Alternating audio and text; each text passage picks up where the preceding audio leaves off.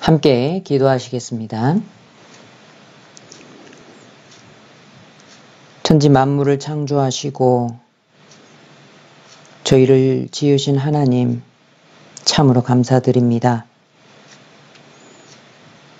죽어 지옥 갈 수밖에 없었던 저희를 주님 보혈의 능력으로 구원하여 주시고 우리의 모든 죄를 영원히 사해 주셨습니다.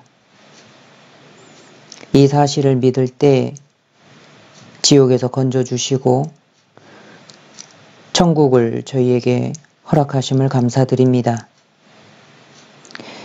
구원하시고 저희를 고아처럼 버려두지 아니하시고 주 성령님을 보내주셨습니다. 성령님의 인도하심을 따라 이 땅에서 남은 삶도 승리하는 삶을 살 수 있도록 허락하여 주신 것을 감사합니다. 또한 주님 다시 오실 때 이 연약한 육체도 부활시켜 주심을 감사드립니다. 저 천국 들어가기에 합당하도록 모든 것을 허락하심을 감사드립니다. 우리 파리교회 귀한 성도님들 교회 가운데 더욱 모일 수 있도록 도와주시고 주님 다시 오실 때까지 이 믿음 흔들리지 않고 끝까지 주님만 의지하는 귀한 성도님들 되실 수 있도록 도와주시옵소서. 한 사람도 이 거룩한 믿음의 대열에서 이탈하는 분이 계시지 않도록 도와주시옵소서. 모두 다 주님의 말씀을 들을 뿐만 아니라 행함으로 복을 받는 귀한 성도님들 되실 수 있도록 도와주시옵소서. 오늘도 주님 말씀 앞에 나와왔습니다. 하나님 가르쳐 주시고 저희가 지켜 행할 수 있도록 능력을 베풀어 주시옵소서. 행할 때 더욱더 하나님의 뜻을 깨달아 알 수 있도록 축복하여 주시옵소서.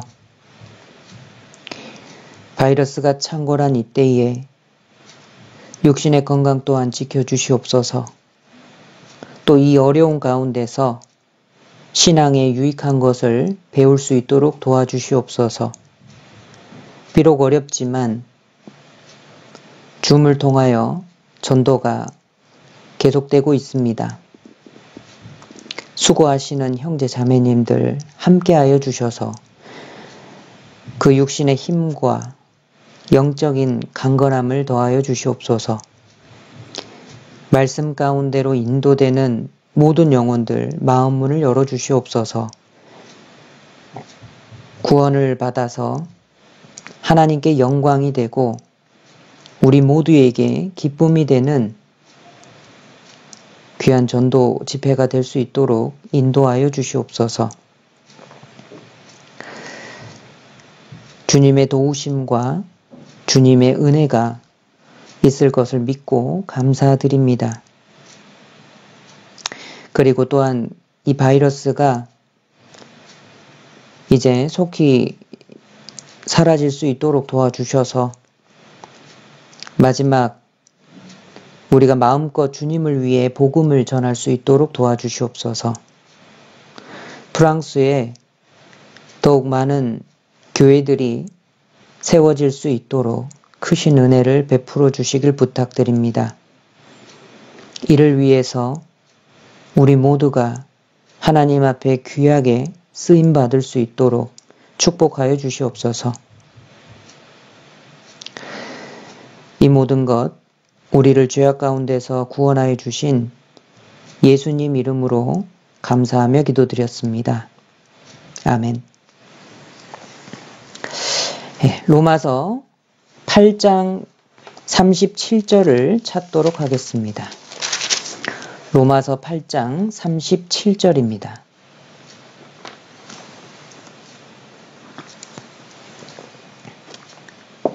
찾으셨으면 실로 잡아놓으시기 바랍니다.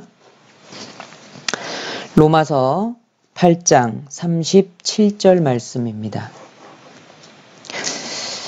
오늘 본문 말씀을 함께 읽으시도록 하겠습니다.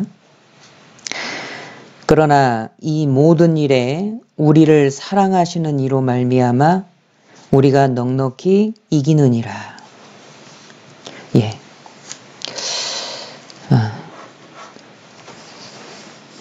지난 4주 동안 이기는 그리스도인이라는 제목으로 함께 말씀을 생각해 봤습니다.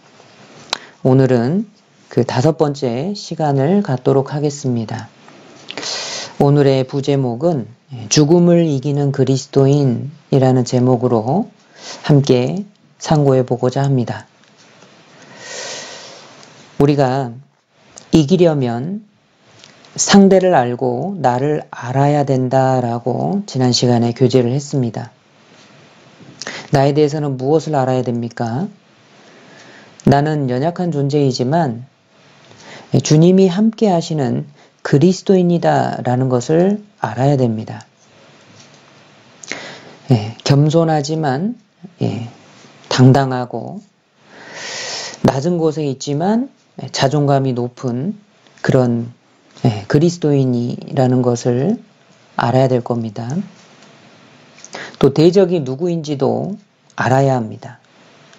우리의 대적은 사탄 마귀입니다. 또 간과하지 말아야 될 대적은 내 육신의 정욕일 겁니다. 눈에 보이지 않고 정말 쉽게 이기기 어려운 대적이, 나의 적이 바로 내 육신, 내 자신이라는 것을 우리는 알아야 됩니다. 이러한 것들을 마귀와 내 육신의 정욕을 세상이라고 부릅니다. 그리고 또 우리가 알아야 될 대적은, 나의 적은 바로 죽음이라는 겁니다. 사망이죠. 사실 사람은 누구나 죽음을 두려워합니다. 사람은 자기가 알지 못하는 것을 두려워합니다. 죽음 이후에는 어떻게 될지 우리가 알지 못하기 때문에 그 죽음에 대해서 두려움이 있어요. 이 두려움은, 죽음에 대한 두려움은 누구에게나 있는 것입니다. 그러니까 구원받은 사람이라도 죽음 이후에 어떻게 될지 알지 못하고 미리 생각해 놓지 않으면요, 두려워할 수도 있습니다. 사망이라는 단어는 사실 어느 누구에게도 쉬운 단어가 아니기 때문에 그래요. 우리 여기 잡아 놓으시고 히브리서 2장을 찾도록 하겠습니다. 오늘은 성경을 조금 많이 찾도록 하겠습니다. 히브리서 2장 14절. 히브리서 2장 14절과 15절입니다. 네. 히브리서 2장 14절, 15절.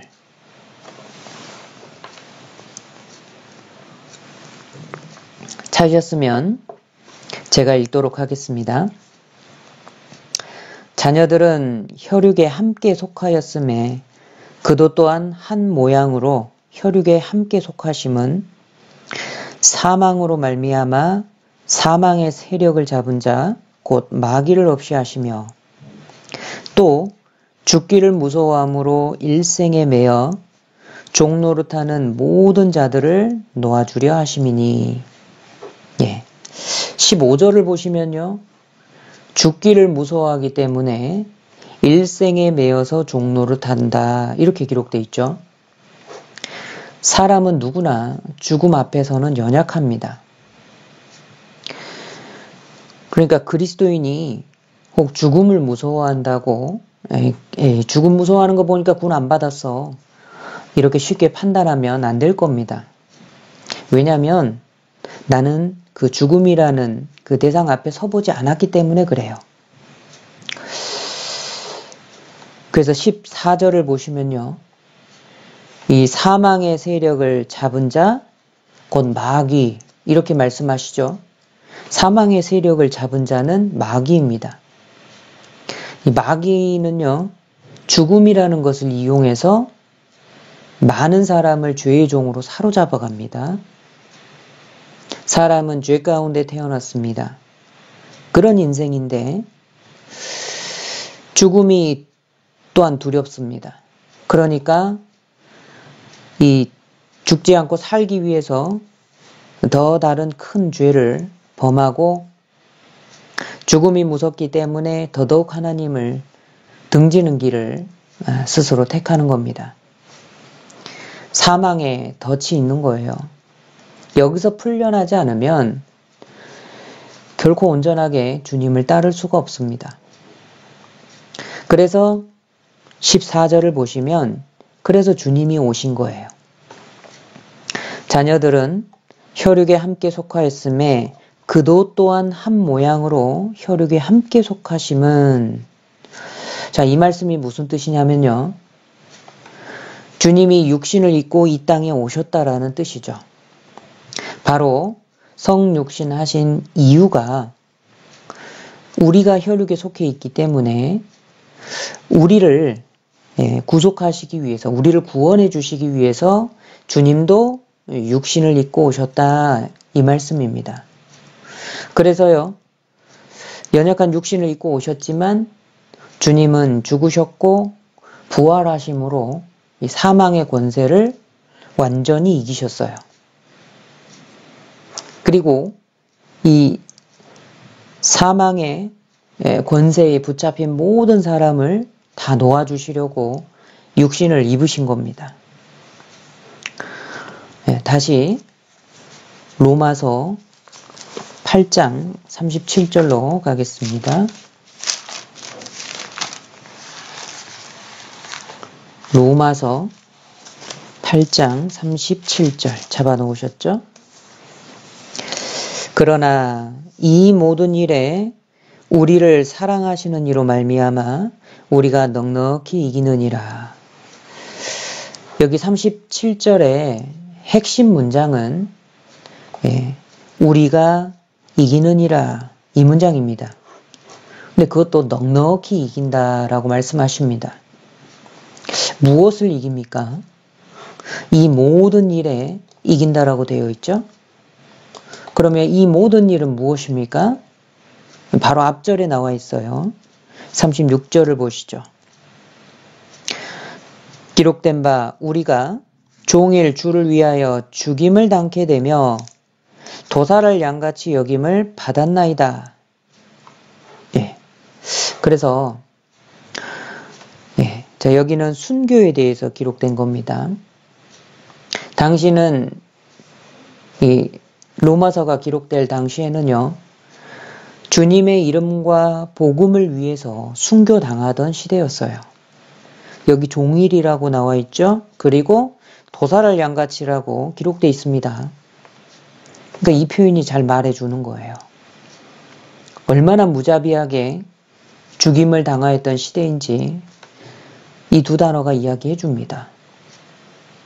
그런데 자세히 보니까 37절 말씀은 그러나, 이 그러나로 시작하고 있거든요. 심지어 육신의 생명은 죽임을 당할지라도 결국에는 우리가 넉넉히 이긴다, 이렇게 말씀을 하시는 겁니다.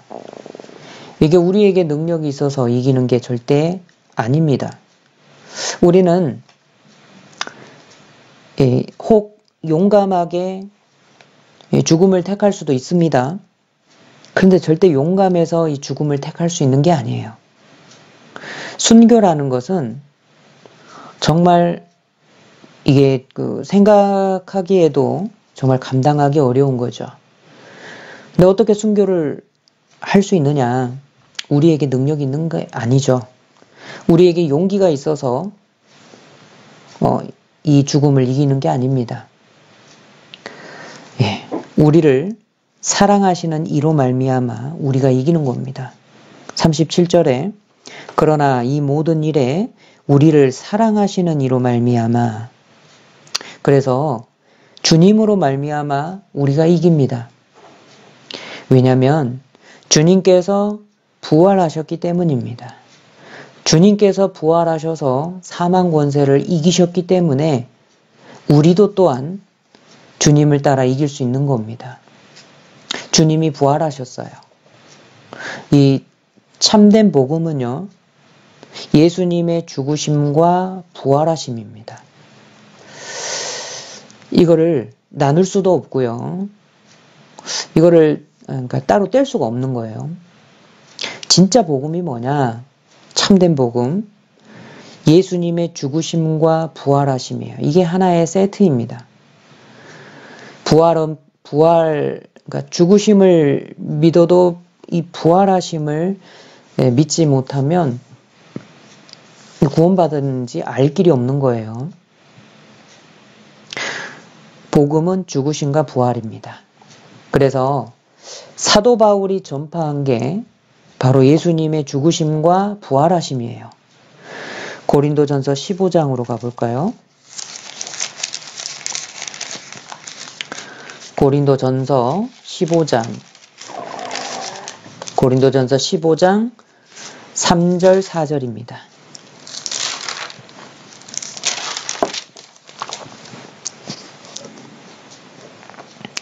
고린도전서 15장 3절 4절.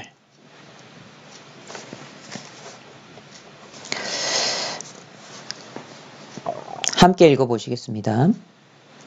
내가 받은 것을 먼저 너희에게 전하였노니 이는 성경대로 그리스도께서 우리 죄를 위하여 죽으시고 장사 지낸 바 되었다가 성경대로 사흘 만에 다시 살아나사. 자, 3절을 보시면 내가 받은 것을 먼저 너희에게 전하였다.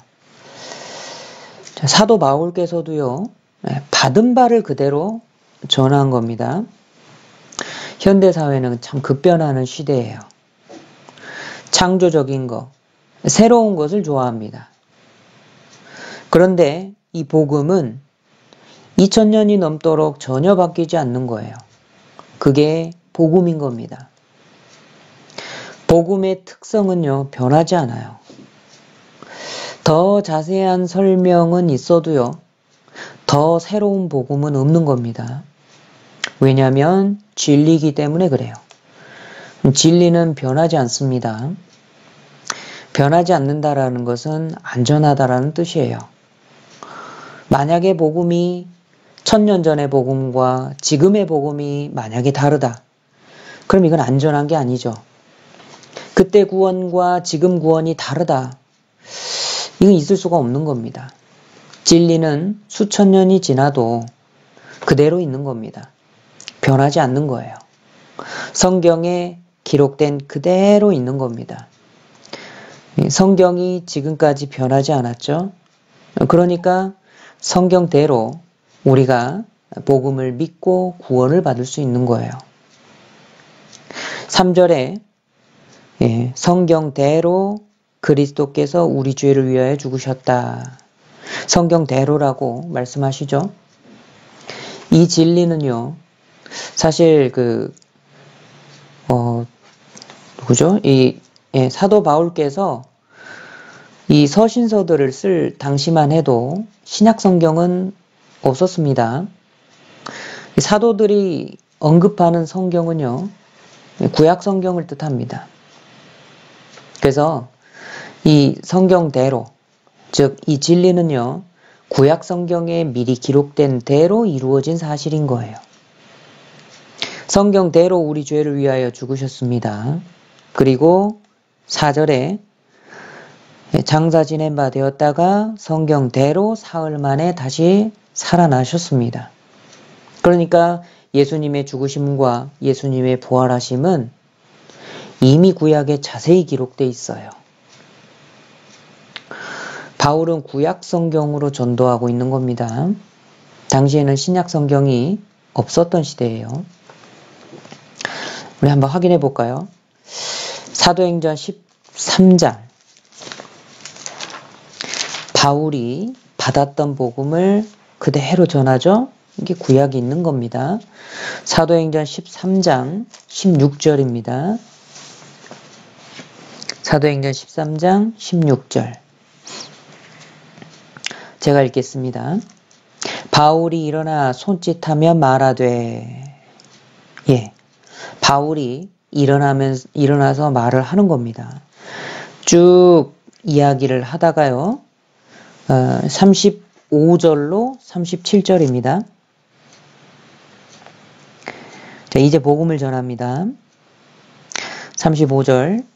그러므로 또 다른 편에 일렀으되 주의 거룩한 자로 썩음을 당하지 않게 하시리라 하셨느니라.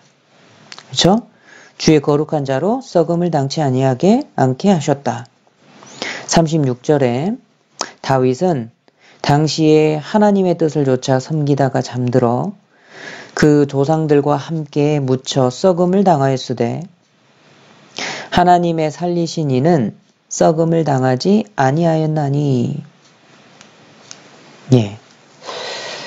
35절을 보시면 주의 거룩한 자로 썩음을 당하지 않게 하시리라. 바로 이 부분이요. 구약의 다윗의 시편을 인용하고 있는 부분이에요. 그러면서 쭉 설명하기를 36절에서요. 다윗은 죽었고 조상들과 함께 묻혔고 그리고 시신은 썩었다. 이렇게 이야기하죠. 그런데 37절에 하나님께서 살리시니, 그러니까 예수 그리스도를 뜻합니다. 하나님께서 살리시니는 썩음을 당하지 아니하였다. 그리고 그분이 예수 그리스도시다. 이렇게 전하고 있는 거예요. 사실 이 시편은 시편 16편입니다. 네. 사도행전 손으로 잡으시고요. 시편 16편으로 한번 가볼까요? 시편 16편. 사도행전은 손으로 잡으시기 바랍니다. 시편 16편 10절입니다. 시편 16편 10절.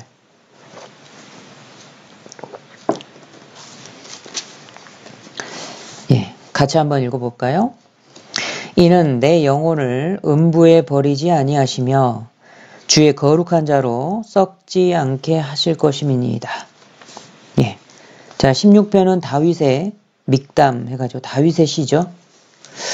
이 다윗이요, 예수 그리스도의 죽으심과 부활하심을 여러 시편에 많이 기록해놨습니다.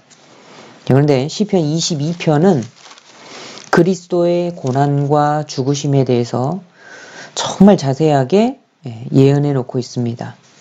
나중에 시편 22편은 따로 읽어보시기 바랍니다. 그러면 예수님께서 어떻게 죽으실지, 어떻게 십자가의 고난 가운데 돌아가실지 정말 그 내용이 자세하게 기록되어 있어요. 그래서 나중에 한번 읽어보시기 바랍니다. 자, 그리고 시편 16편은요. 그리스도의 부활을 예언하고 있죠. 바로 이 부분을 사도 바울께서 인용하셨어요. 사실 이 부분은요. 바울뿐만이 아닙니다. 베드로도 인용했습니다. 손으로 잡고 계신 사도행전 2장으로 가볼게요. 자, 사도행전 2장. 사도행전 2장 27절입니다. 사도행전 2장 27절. 이는 내 영혼을 음부에 버리지 아니하시며 주의 거룩한 자로 썩음을 당치 않게 하실 것이미로다. 네, 시편 16편 10절의 말씀을 그대로 지금 인용하고 있죠. 네, 이거는요, 지금 오순절 성령님께서 오시고 그리고 베드로가 지금 설교하고 있는 그 내용인 거예요. 그래서 시편 16편 10절 말씀을 인용하고 있습니다. 여기 25절을 보시면 다윗이 저를 가리켜 가로되, 그래서 16편 다윗의 시를 인용하고 있는 겁니다. 그리고 이 인용된 시편을 30절에서 32절에 지금 자세하게 설명하고 있는 거예요. 30절 보실까요? 자, 그는 선지자라. 여기서 그는 다윗을 뜻합니다. 그래서 다윗은 선지자라. 31절을 보시죠. 미리 보는 고로 그리스도의 부활하심을 말하되 저가 음부에 버림이 되지 않고 육신이 썩음을 당하지 아니하시리라 하더니 32절 이 예수를 하나님이 살리신지라 우리가 다 이 일의 증인이로다. 자, 하나님께서 다윗에게 미리 그리스도의 부활하심을 보여주셨어요. 그래서 다윗은 기록할 수 있었던 겁니다. 자, 그리고 베드로와 수많은 제자들은 이 32절에 말씀하신 것처럼 하나님께서 예수님을 살리셨다. 그리고 우리가 누군 줄 아느냐? 예수님이 살아나신 것을 친히 본 증인들이다. 이렇게 말하고 있는 거예요. 그래서 사도들의 복음은요, 초대교회의 복음은 주님의 죽으심과 부활하심이에요. 조금 더 봐볼까요? 사도행전 3장 15절. 바로 옆에 있죠? 사도행전 3장 15절입니다. 함께 읽어볼까요? 생명의 주를 죽였도다. 그러나 하나님이 죽은 자 가운데서 살리셨으니 우리가 이 일의 증인이로라. 자, 생명의 주를 죽였도다. 그러나 하나님이 죽은 자 가운데서 살리셨다. 우리는 이 일의 증인이라. 예. 그리고요, 유대 지도자들 있죠. 예. 종교 지도자들, 유대 지도자들은요, 이 주님의 제자들, 사도들을 핍박했습니다. 무엇을 싫어했느냐? 주님의 죽으심과 부활하심을 전하는 거, 그거를 싫어한 거예요. 사도행전 4장 2절. 백성을 가르침과 예수를 들어 죽은 자 가운데서 부활하는 도 전함을 싫어하여. 예. 그러니까 백성 가르치는 것도 싫고 예수님이 죽으시고 부활하셨다. 이거 전하는 걸 싫어하는 겁니다. 사도시대 복음은요, 죽으심과 부활이에요. 지금도 그렇습니다. 그러니까 우리가 전하고 있는 게 뭐냐면 주님의 죽으심으로 영원한 속죄를 이루신 것을 전하고 있습니다. 또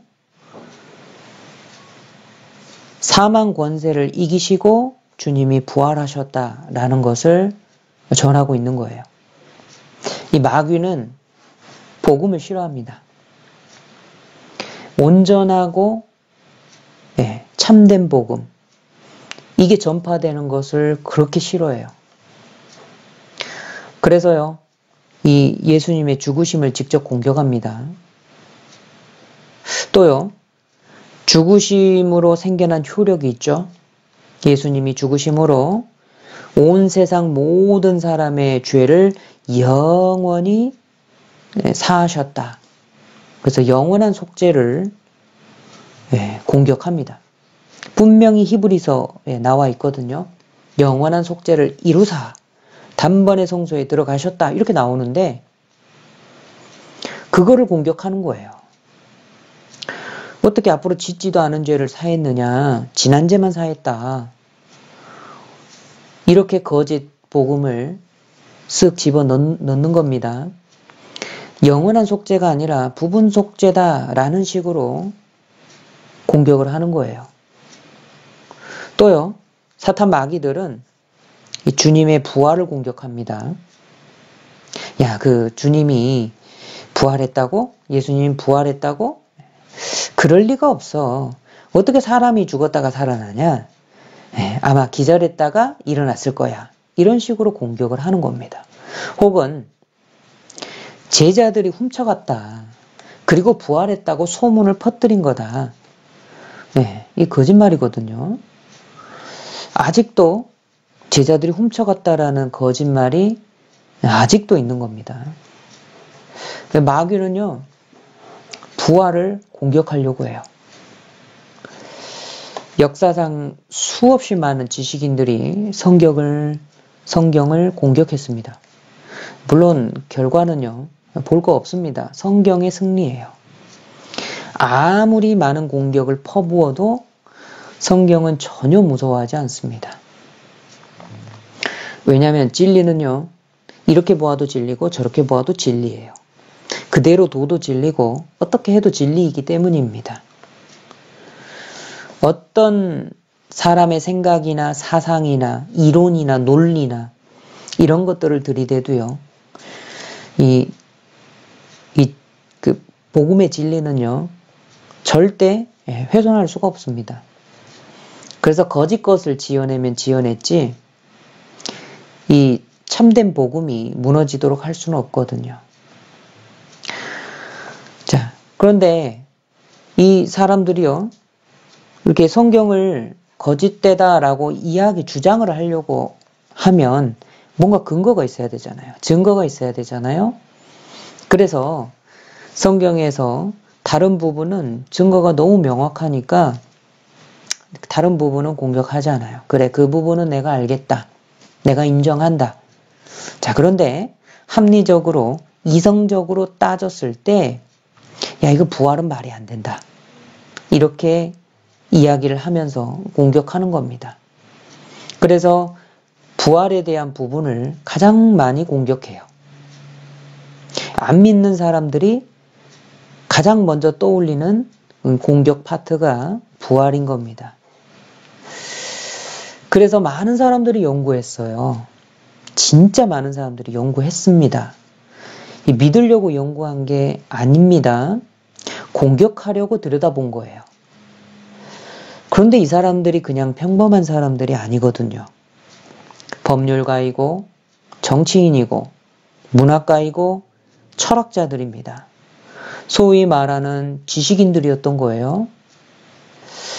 그런데 이들 가운데 양심이 바른 사람들은요, 정말 연구하면 연구할수록 부활이 사실이다. 이게 인정이 되는 거예요. 그리고 주님을 오히려 믿게 됩니다. 주님이 살아나셨죠? 이게 논리적으로 취약하게 보이고 이성적으로 정말 믿을 수 없는 부분처럼 보여도요, 부활에는 증거들이 있습니다.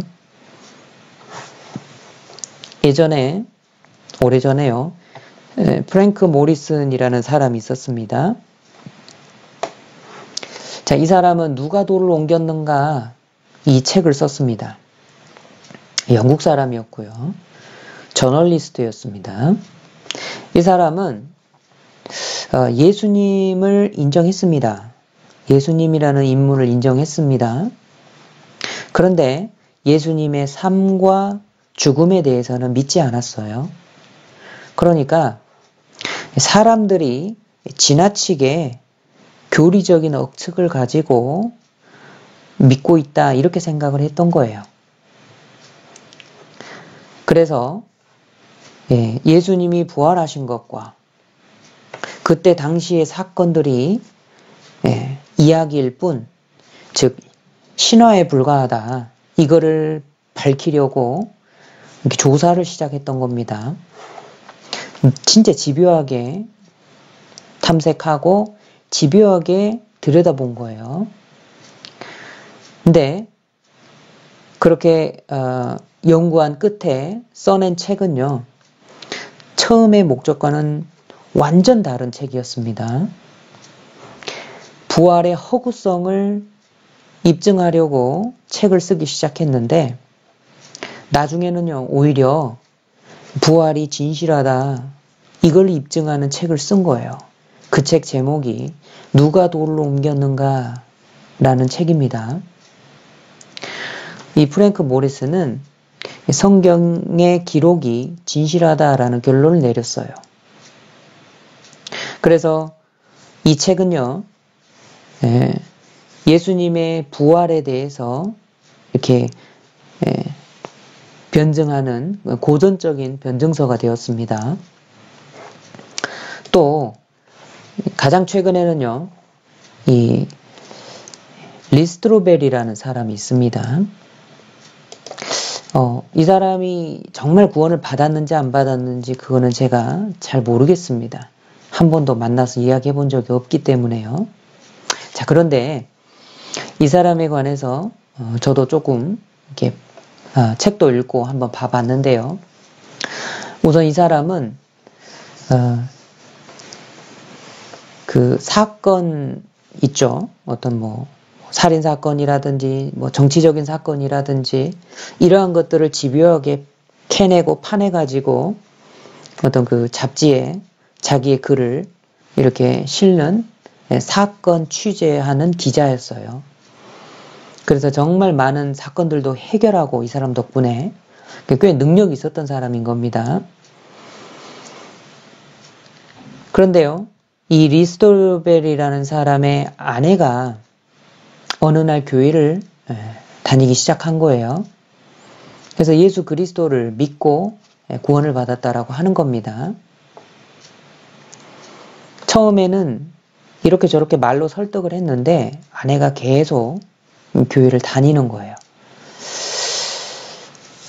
그 교회 다니는 기간이 계속되고 아내는 더 교회에 더 잘 나가니까 내심 못마땅했던 겁니다.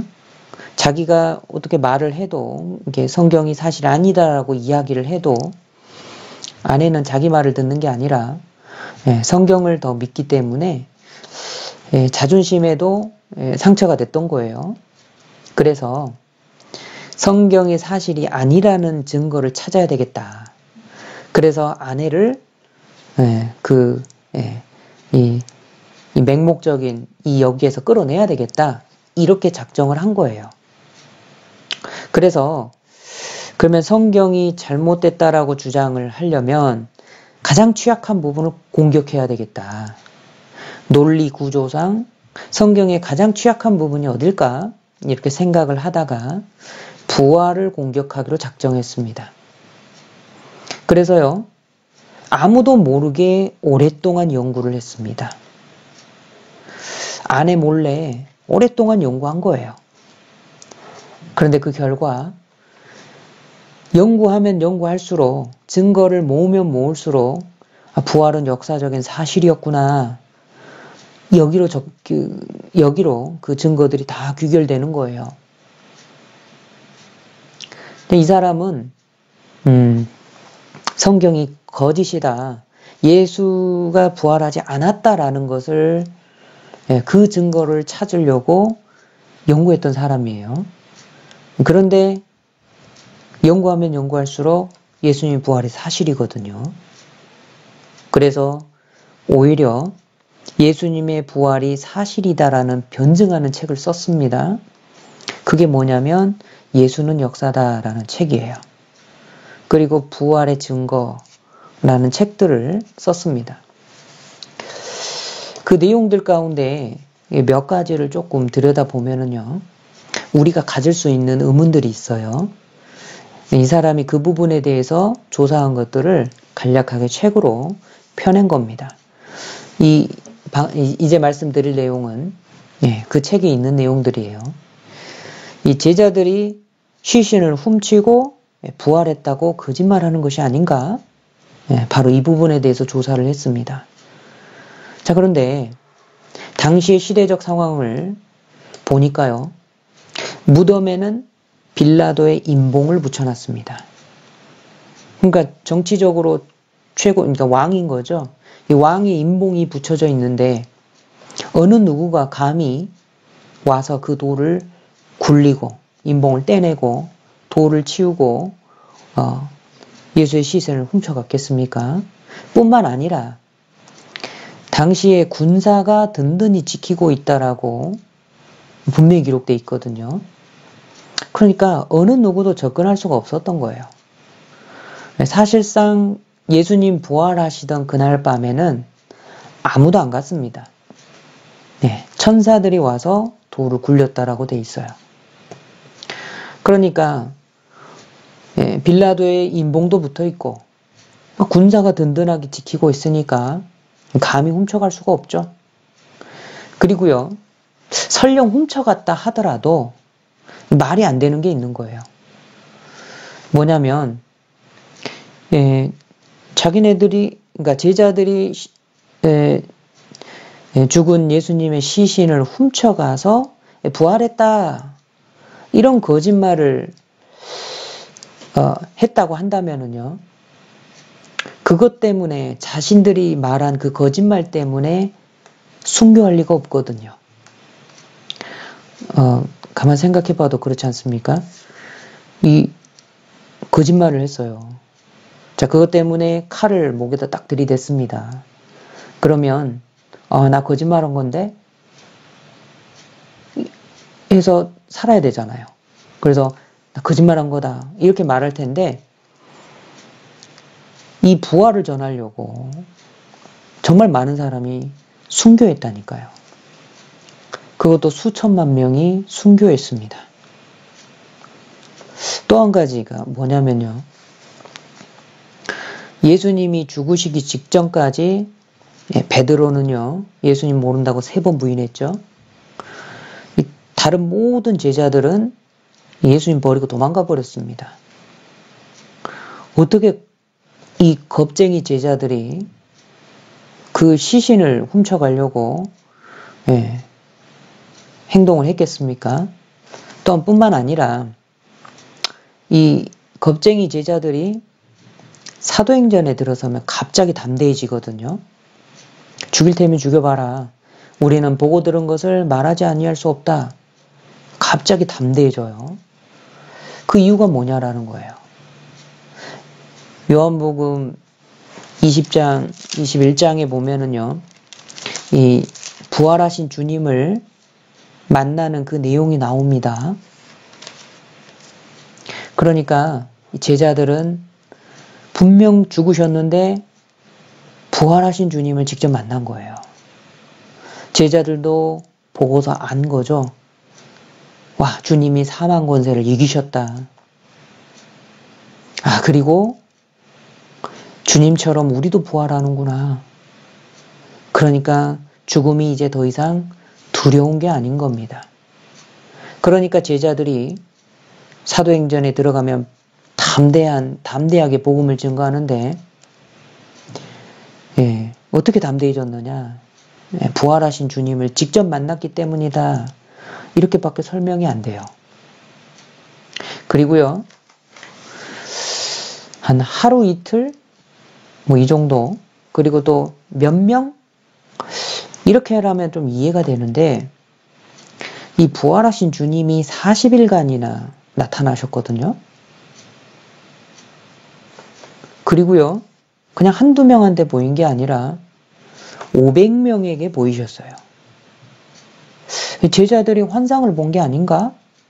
아니요, 환상을 본 게 아니라 일시에 주님이 나타나셔서 그냥 다 보이신 거예요. 500명이 모인 데서. 그러니까 바울이 전도하는 당시에, 그때 당시에도 살아있는 사람들이 태반이었다라고 합니다. 고린도전서 15장을 볼까요? 고린도전서 15장.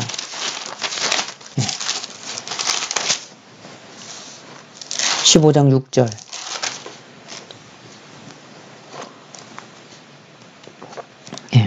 고린도전서 15장 6절. 그 후에 500여 형제에게 일시에 보이셨나니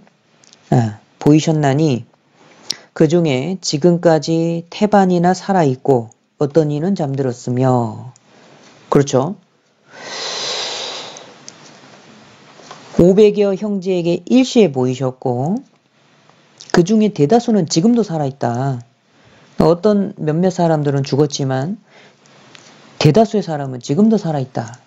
그러니까 사도 바울께서 이 고린도 전서를 기록할 당시만 해도 예수님의 부활을 직접 목격했던 수백 명의 사람들이 살아있었던 거예요. 그러니까 복음을 전하면서 예수님 부활이 사실이다. 만약에 사실이 아니라면, 만약에 이 형제들이, 이 사람들이 본 게 아니라면, 아니다, 예수님 살아난 게 아니다, 이렇게 이야기했을 텐데, 이 성경을 보고서 맞다. 주님이 살아나셨고 500명에게 일시에 보이셨고 그때 나도 거기 있었다. 그렇기 때문에 맞다라고 인정을 하는 겁니다. 이 성경은요. 구약에 기록된 대로 예수님이 죽으시고 장사된 지 사흘 만에 부활하셨어요. 그리고 주님은 부활하시고 첫 열매가 되셨습니다. 20절, 15장 20절. 그러나 이제 그리스도께서 죽은 자 가운데서 다시 살아 잠자는 자들의 첫 열매가 되셨도다.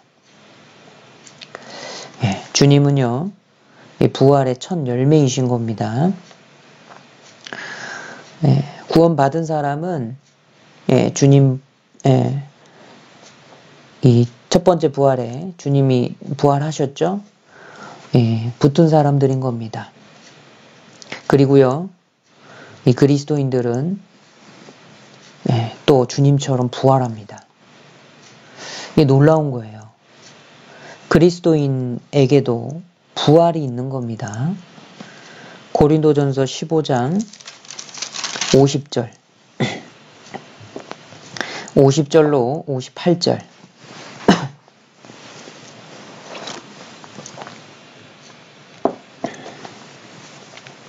고린도전서 15장 50절로 58절. 자, 조금 긴데요. 제가 먼저 빠른 속도로 읽고 빠른 속도로 58절까지 읽고요. 그 다음에 한 절 한 절 설명을 하겠습니다. 50절입니다. 형제들아 내가 이것을 말하노니 혈과 육은 하나님 나라를 유업으로 받을 수 없고 또한 썩은 것은 썩지 아니한 것을 유업으로 받지 못하느니라. 보라, 내가 너희에게 비밀을 말하노니 우리가 다 잠잘 것이 아니오 마지막 나팔에 순식간에 호련히 다 변화하리니 나팔 소리가 나매 죽은 자들이 썩지 아니할 것으로 다시 살고 우리도 변화하리라. 이 썩을 것이 불과불 썩지 아니할 것을 입겠고 이 죽을 것이 죽지 아니함을 입으리로다. 이 썩을 것이 썩지 아니함을 입고 이 죽을 것이 죽지 아니함을 입을 때에는 사망이 이김에 삼킨 바 되리라고 기록된 말씀이 응하리라. 사망아 너의 이기는 것이 어디 있느냐? 사망아 너의 쏘는 것이 어디 있느냐? 사망에 쏘는 것은 죄요 죄의 권능은 율법이라. 우리 주 예수 그리스도로 말미암아 우리에게 이김을 주시는 하나님께 감사하노니 그러므로 내 사랑하는 형제들아 경고하며 흔들리지 말며 항상 주의 일에 더욱 힘쓰는 자들이 되라. 이는 너희 수고가 주 안에서 헛되지 않은 줄을 알미니라. 자, 여기 50절을 보시면요. 50절 내용이 뭐냐면 이 혈과 육은 썩는 것이기 때문에 썩지 않는 하나님 나라를 받을 수가 없는 거예요. 자, 그래서 우리 현재 육신으로는 천국에 들어갈 수 없습니다. 그럼 버리고 가야 되나? 아니죠. 51절에 이 비밀인 거예요. 내 비밀을 말하노니 비밀입니다. 마지막 나팔 소리가 날 때 순식간에 호련히 다 변할 거예요. 52절에 죽은 자들이 썩지 않는 몸으로 다시 살아납니다. 이미 죽은 사람들도 원소는 육체의 원소는 다 분해돼 버렸죠. 흙으로 돌아갔지만 하나님께서 다시 재창조하셔서 썩지 않는 몸, 부활의 몸으로 다시 살아나는 거예요. 그리고 살아있는 우리도 변화하는 겁니다. 그리고 53절에 이 썩을 것이 썩지 않는 것을 입습니다. 죽지 아니함을 입는 거예요. 부활의 몸인 거죠. 그래서 54절에 그리스도인이 부활하는데 그 부활할 때는 이 사망도 이김에 삼킨 바 된다. 이렇게 말씀하시죠. 그러니까 그리스도인들은 사망을 향해서도 호령할 수 있는 거예요. 55절에 호령하지 않습니까? 사망아. 이 말씀을 읽을 때는 힘을 빼고 읽으면 안 돼요. 사망아, 너희 이기는 것이 어디 있느냐? 이렇게 읽으시면 절대 안 됩니다. 단호하게 읽으셔야 돼요. 사망아, 너의 이기는 것이 어디 있느냐? 사망아, 너의 쏘는 것이 어디 있느냐? 사망에 쏘는 것은 죄요. 죄의 권능은 율법이라. 이렇게 읽어야 됩니다. 이 마귀는요, 사실 이 사람을, 이 사망을 가지고 사람들을 매우 종노릇하게 만듭니다. 이 사망은요, 마귀가 가지고 있는, 마귀가 쏘는 총이에요, 총. 이 죄는요, 총알인 겁니다. 그리고 죄의 권능은 총알을 나가게 하는 화약인 거예요. 화약이 빵 터지잖아요. 방아쇠를 탕 당기면 이렇게 총알 뒤를 꽁 때립니다. 그러면 총알 속에 있던 화약이 빵 터져요. 그래서 총알을 강한 힘으로 밀어냅니다. 그래서 총에서 흉 발사가 되는 거예요. 이렇게 나가는 총의 원리와 똑같은 겁니다. 이 마귀가 사망이라는 총을 들고 죄라는 총알을 집어넣어서 쏩니다. 그런데 이 죄에 힘을 부여하는 게 있는데 그게 뭐냐면 죄의 권능은 율법이라 이렇게 돼 있죠. 율법인 거예요. 율법? 이건 좀 이상하다. 죄의 권능이 율법이라. 좀 의아하게 생각이 되시죠? 그런데 이게 의아한 게, 그러니까 이상한 게 아닙니다. 여러분, 법이 있어야 죄도 규정이 되잖아요. 만약에 율법이 없다면 죄를 죄라고 말할 수가 없잖아요. 무언가를 했을 때 기준이 되는 법이 그거 죄다라고 기록이 돼 있어야 그거 죄구나라고 죄를 인정하잖아요. 근데 만약에 죄를 규정하는 법이 없다면 죄를 죄가 되게 할 수가 없습니다. 그래서 이 죄의 권능은 율법이라 그랬죠. 그런데 주님이 십자가 위에서 죽으셨어요. 죄값을 다 치러버리신 겁니다. 이 율법을 완전히 이루신 거예요. 부활하심으로 우리 죄를 사하신 게 사실이다라는 것을 주님이 친히 증명하신 겁니다. 그러니까 죽으셔서 없애시고 죄를 없애시고 부활하심으로 그게 사실임을 친히 증거하신 거예요. 이게 온전히 하나인 겁니다. 그래서 죽으시고 부활하심으로 율법의 요구를 이루신 거예요. 그러니까 정리해서 말씀드리자면 마귀가 쓰는 사망이라는 총 그대로 있습니다. 사망도 그대로 있죠. 그리고요, 사람이 얼마나 죄를 많이 집니까? 이 죄라는 총알도 그대로 있는 거예요. 그런데 화약이 터지지 않으면 총알이 안 나가잖아요. 마찬가지로 이 총알에 힘을 주는 화약이 없으면 총이 무용지물이잖아요. 그러니까 그런 것처럼 죄를 죄가 되게 하는 율법이 완전히 이루어져 버린 거예요. 율법은 폐해진 게 아닙니다. 율법은 완성돼 버렸고 이루어진 거예요. 주님의 죽으시고 부활하심으로. 그러니까 사망도 있고 죄도 있는데 이게 힘을 잃어버린 거죠. 총알이 더 이상 나가지 않는 겁니다. 그래서 사망과 죄는 더 이상 우리 그리스도인들에게 아무런 영향을 주지 못하는 거예요. 우리는 이 사실을 분명하게 알아야 됩니다. 그리스도인들은 사망을 이겨요. 로마서 8장으로 가볼까요? 오늘 본문 말씀이었죠? 로마서 8장 37절로 39절입니다. 로마서 8장 37절로 39절.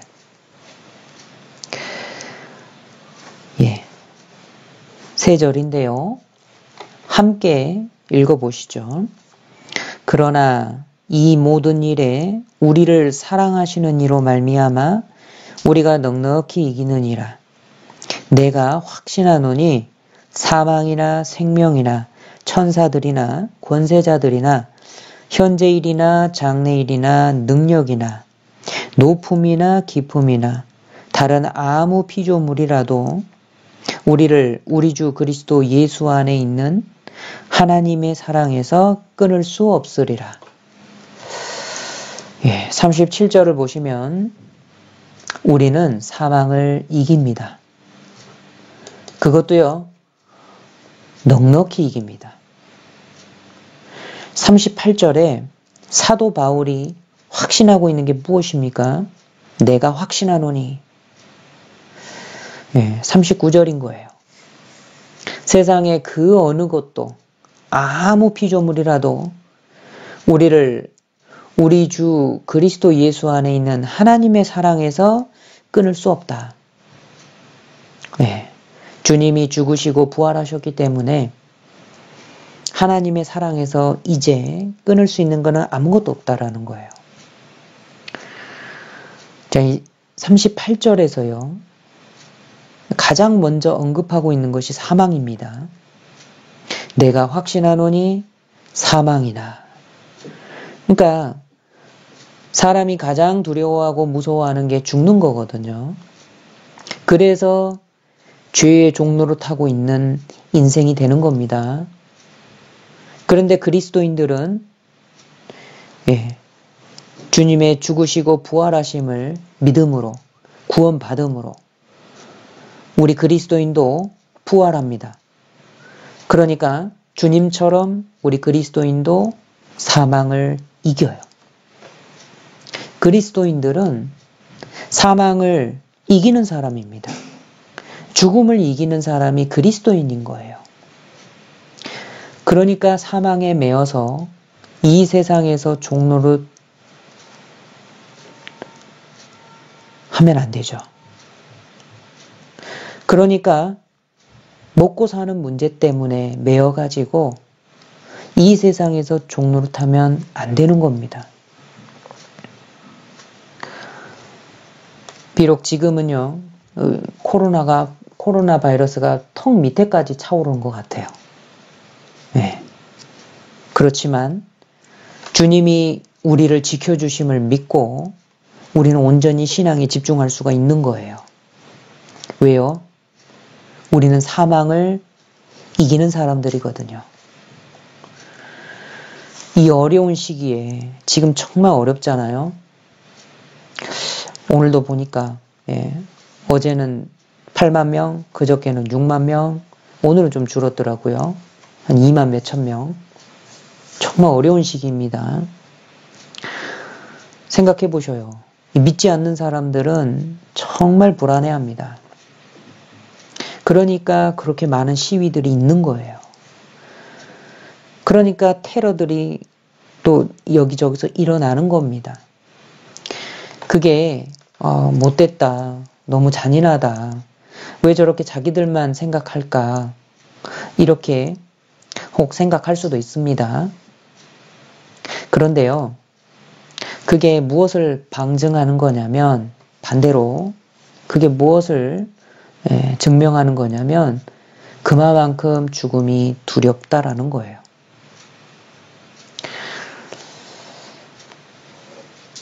이 세상 사람들의 심리를 읽을 수가 있습니다. 너무 불안한 겁니다. 죽음이 무서운 거예요. 그러니까 사망이 무서워서 그러니까 죽음이 무섭기 때문에 거기에 매여서 종로를 타고 있는 겁니다. 반면에요, 우리 그리스도인들은 얼마나 안전합니까? 혹 코로나 바이러스 때문에 걸리면 어쩌지 하고 무서워하시는 분이 계실 수도 있습니다. 그런데요, 우리 이거 알아야 됩니다. 우리는 죽더라도 사망을 이깁니다. 우리 그리스도인은 정말 안전해요. 예수님이 붙잡고 계시고 하나님의 손에 또 붙잡힌 바 되었잖아요. 우리는 이중 안전장치가 되었어요. 영원한 속죄이기 때문에 영원히 멸망치 않거든요. 예수님도 영생을 얻었고 영원히 멸망치 아니하나니 라고 말씀하셨어요. 그리스도인들은 안전합니다. 죽어도 심판의 영향을 받지 않아요. 그러니까 오히려 이렇게 어려운 중에도 감사하는 우리가 될 수 있겠죠. 그리고요, 부활하신 주님은 이제 우리와 동행하십니다. 우리는 고아가 아니에요.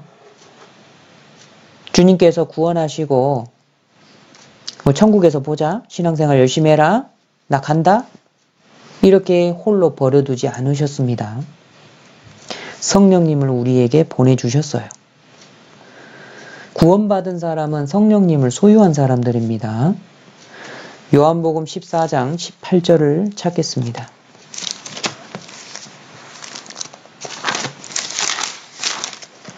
자, 요한복음 14장 18절. 요한복음 14장 18절. 네. 요한복음 14장 18절입니다. 함께 읽겠습니다. 내가 너희를 고아와 같이 버려두지 아니하고 너희에게로 오리라. 예수님께서 하신 말씀인데요. 고아처럼 버려두지 아니하고 다시 오시겠다라고 말씀하셨습니다. 물론 재림 때에 다시 오시죠. 그런데 이 말씀은요, 세상 끝에 오시는 그 오신다라는 것을 말씀하신 게 아니거든요. 주님이 약속하신 거, 성령님을 주시겠다라는 말씀입니다. 14장 16절을 보시죠. 16절, 17절. 제가 읽겠습니다.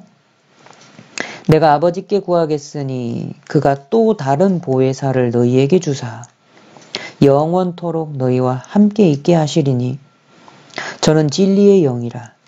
세상은 능히 저를 받지 못하나니 이는 저를 보지도 못하고 알지도 못함이라.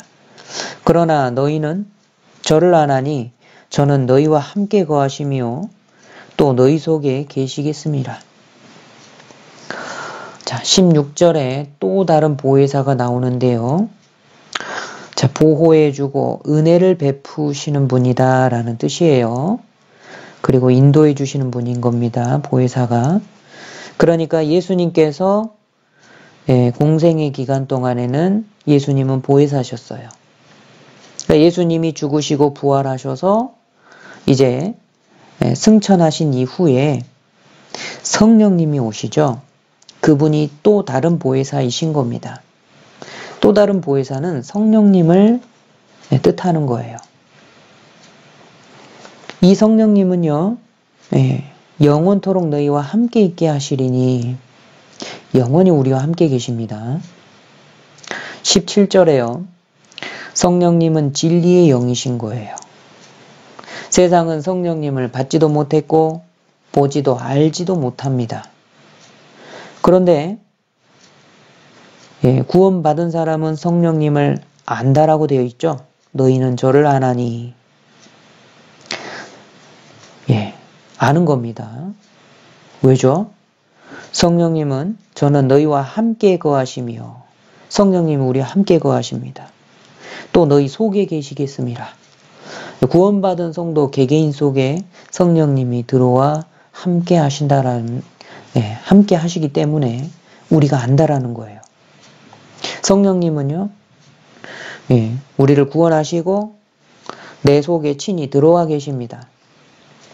다시 로마서 8장으로 가보죠. 본문 로마서 8장 9절로 11절입니다.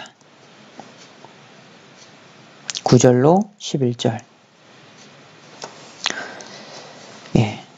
함께 읽으시죠. 만일 너희 속에 하나님의 영이 거하시면 너희가 육신에 있지 아니하고 영에 있나니 누구든지 그리스도의 영이 없으면 그리스도의 사람이 아니라.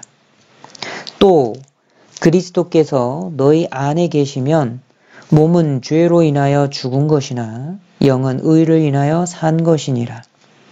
예수를 죽은 자 가운데서 살리신 이의 영이 너희 안에 거하시면 그리스도 예수를 죽은 자 가운데서 살리신 이가 너희 안에 거하시는 그의 영으로 말미암아 너희 죽을 몸도 살리시리라. 설명드리겠습니다. 9절에요. 우리가 구원받을 때 하나님의 영, 즉 성령님이 들어오십니다. 그러니까 이게 무슨 영적인 비유나 이런 게 아니고요. 물리적으로 그분이 친히 들어와 계신다는 뜻입니다. 그리고요, 그분은 그리스도의 영이라고 말씀하시죠.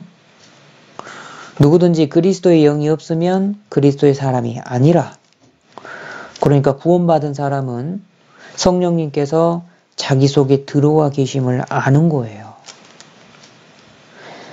요한일서 3장 24절에 이런 말씀이 있습니다. 찾지 않겠습니다. 요한일서 3장 24절에요. 그의 계명들을 지키는 자는 주 안에 거하고 주는 저 안에 거하나니. 그렇죠? 주님이 우리 안에 거하시는 겁니다. 우리에게 주신 성령으로 말미암아 그가 우리 안에 거하시는 줄을 우리가 아느니라. 성령님을 받은 사람, 주님이 내 안에 거하시는 줄을 아는 겁니다. 그래서요, 로마서 8장 여기 10절에요. 그리스도께서 너희 안에 계시면, 그러니까 주님이 내 안에 계시는 겁니다. 이게요, 성령님께서 함께 하신다는 말하고 똑같고 부활하신 그리스도께서 함께 하신다는 말이나 같은 말인 거예요. 쉽게 그냥 이야기해서 하나님이 내 속에 들어와 계신다 이 말인 겁니다. 그러면요, 11절에 예수를 죽은 자 가운데서 살리신 이의 영, 이분은 성령님이시거든요. 그러니까 그 영이 너희 안에 거하시면 어떻게 되느냐? 너희 안에 거하시는 그의 영으로 말미암아, 성령님으로 말미암아 너희 죽을 몸도 살리시리라. 즉 성령님 때문에 우리 육체도 부활하는 거예요. 그리스도인은 부활합니다. 그리스도인은 부활해요. 성령님께서 부활시키시는 겁니다. 그래서 우리는 죽음조차도 이기는 사람들인 거예요. 그러니까 이 성령님은 부활시까지 이렇게 인도하시다가 우리가 주님 앞에 설 때 부활의 몸으로 서게 만드시는 겁니다. 그리고요, 중요한 거는 이 성령님께서 이 부활시키실 때까지 가만히 계신 분이 아니에요. 성령님이 내 안에 들어오셔서 하시는 일이 있습니다. 내가 사망의 음침한 골짜기로 다닐 때가 있어요. 그때 나를 지켜주십니다. 나는 연약해서 넘어지지만 성령님께서 나를 붙들어 주시는 거예요. 나를 위해서 속에서 탄식하며 기도하시는 분이 성령님이라고 되어 있습니다. 그리고요, 나에게 하나님의 계획과 뜻을 알게 하시는 분이 성령님이에요. 내 평생에 성령님께서 계속해서 승리를 주십니다. 모든 일에 우리를 인도하시는 분이 내 안에 계신 성령님인 거예요. 그러니까 우리는 성령님을 의지하는 겁니다. 나의 똑똑한 머리나 나의 부지런함이나 머리가 좋고 부지런하면 분명 플러스 요인은 됩니다. 그런데 모든 일들을 이기게 하시고 하나님의 뜻대로 인도하시는 분은 성령님이에요. 그러니까 우리는 성령님만을 붙잡고 의지해야 됩니다. 8장 12절 보시죠. 12절로 14절. 제가 읽겠습니다. 그러므로 형제들아 우리가 빚진 자로 돼 육신에게 져서 육신대로 살 것이 아니니라. 너희가 육신대로 살면 반드시 죽을 것이로되 영으로서 몸의 행실을 죽이면 살리니. 함께 읽으시죠. 14절. 무릇 하나님의 영으로 인도함을 받는 그들은 곧 하나님의 아들이라. 14절에 무릇 하나님의 영으로 인도함을 받는 그들은 누굽니까? 그리스도인들이죠. 신분이 뭐라고 나와 있습니까? 하나님의 아들인 거예요. 15절 이하에 보면 하나님께서 우리를 양자로 삼으셨다라고 말씀하십니다. 구원받기 전에는 마귀의 자녀였거든요. 그런데 구원받을 때 성령님이 들어오신 거예요. 그러면서 나는 하나님의 자녀가 된 겁니다. 신분이 바뀐 거예요. 변화가 일어난 겁니다. 그리스도인의 신분은 참으로 귀한 겁니다. 누가 우리에게 이루어진 이 사실을 알 수가 있겠습니까? 참. 그래서 전도하는 건데 우리의 마음을 알아줄 사람이 없는 거예요. 그런데 전도했을 때 그 사람도 마귀의 자녀에서 하나님의 자녀로 딱 바뀌는 걸 보면 정말 기쁘지 않습니까? 세상 사람들은 우리에게 이루어진 이 사실을 알지 못해요. 12절 보겠습니다. 그래서 육신에게 져서 육신대로 살 것이 아니니라. 이렇게 말씀하시죠. 모든 육신의 정욕, 이생의 자랑, 그리고요, 정말 이렇게 산만하게 보이는 산처럼 큰 고난들도요, 이기는 삶을 살 수 있고, 이기는 삶을 살아야 한다라고 말씀하십니다. 어떻게 육신을 이길 수 있습니까? 첫 번째가 우리의 정체성을 알아야 된다라고 지난번에 말씀드렸죠. 우리의 정체성은 그리스도인인 겁니다. 여기 다른 말로 우리는 하나님의 자녀다. 놀랍게도 하나님의 자녀라는 신분을 얻었고 그게 이기게 하는 겁니다. 100유로짜리 지폐가 있습니다. 그런데요, 이 100유로짜리 지폐 잘못 간수해가지고 더러운데 갔다가 왔습니다. 정말 더러워졌어요. 때론 한 반쯤 찢어져 있습니다. 그러면 가치가 반토막 나나요? 아니죠. 100유로는 더러워지고 좀 찢겨 나가도 여전히 100유로인 겁니다. 그리스도인들이 정말 계속해서 승리하는 삶을 살아야 되는데 때론 그러지 못할 때도 있잖아요. 그런데 아무리 넘어져도 하나님의 자녀라는 신분은 변하지 않습니다. 영원히. 사실 우리가 넘어져서도 또다시 일어나서 신앙생활을 할 수 있는 이유가 뭡니까? 영원한 용서가 있기 때문에 그런 거예요. 어떤 사람은 영원히 용서해 놨으면 오히려 죄를 방만하게 짓지 않겠느냐, 이렇게 이야기하는 사람들도 있습니다. 그런데 그렇지 않습니다. 영원한 속죄를 받은 사람은 죄를 오히려 안 지려고 합니다. 근데 오히려요, 이 율법 때문에 무서워가지고 두려움과 떨림으로 이렇게 복종하지 않으면 지옥 간다. 죄 지으면 지옥 간다. 그래서 무서워서 나는 죄를 안 짓겠다. 그러면요, 처음에는 진짜 조심하는데 사람이 그러다가 죄를 한번 짓게 되면은요, 아이고 기왕에 베린 몸 하면서 죄를 더 짓게 돼 있는 거예요. 그러니까 우리는 알아야 됩니다. 우리는 하나님의 자녀예요. 그래서 하나님의 자녀다 라는 이 신분이 모든 것을 다 이기게 합니다. 자, 그리고 12절에 말씀하신 것처럼요, 12절에 보시면 그러므로 이렇게 시작하고 있죠. 그러므로,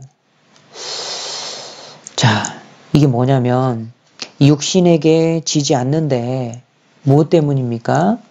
그러므로, 그러니까 바로 앞에 있는 내용 때문인 거예요. 11절의 내용이 뭡니까? 그리스도 예수를 죽은 자 가운데서 살리신 이가 너희 안에 거하시는 그의 영으로 말미암아 너희 죽을 몸도 살리시리라. 성령님께서 너희 죽을 몸도 살리시리라. 부활이 있는 거예요.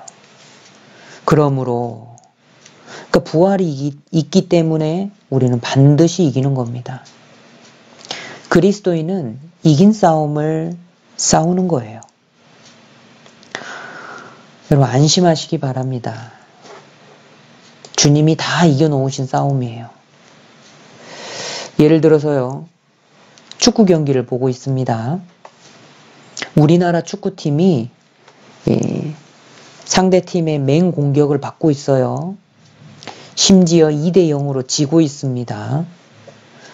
그런데 시간도 경기 종료까지 10분밖에 남지 않았어요. 그런데요, 이 경기가 어제 경기인 겁니다. 어제 경기. 지금 하고 있는 경기가 아니라 어제 경기인 거예요. 경기 결과를 알고 있어요. 그러면서 보고 있는 겁니다. 1분 뒤에 이 기습 공격으로 2대 2를 만들 거예요. 그리고 종료하기 10초 전에 극적으로 동점골을 탁 넣게 됩니다. 그리고요, 연장전이 시작하자마자 한 골을 더 넣어버린 거예요. 그래서 아주 유쾌하게 3대 2로 역전하면서 승리하는 겁니다. 이런 경기예요.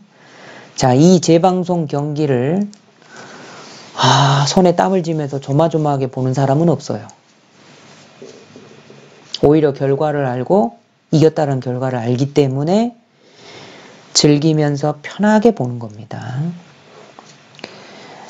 우리 그리스도인의 삶이 이와 같습니다. 이걸 생각해야 돼요. 우리는 인생을 끝까지 살아보지는 않았죠. 그런데 성경에 미리 기록되어 있습니다. 현재 마귀가 거센 공격을 퍼붓고 있습니다. 그 공격이 뭐냐면 경제적인 불안, 정치적인 불안, 팬데믹으로 인한 불안, 테러 위협, 또 친구들의 비아냥거림, 이렇게 공격하는 거예요. 가족들의 핍박으로도 공격합니다. 그런데 우리는 결과를 알아요. 성경에 나와 있거든요.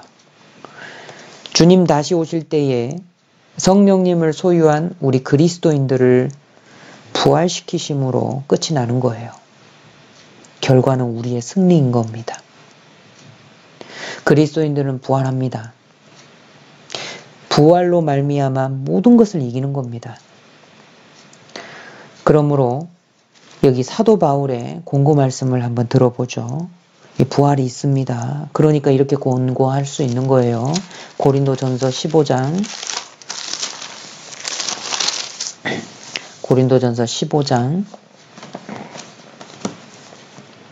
57절, 58절입니다.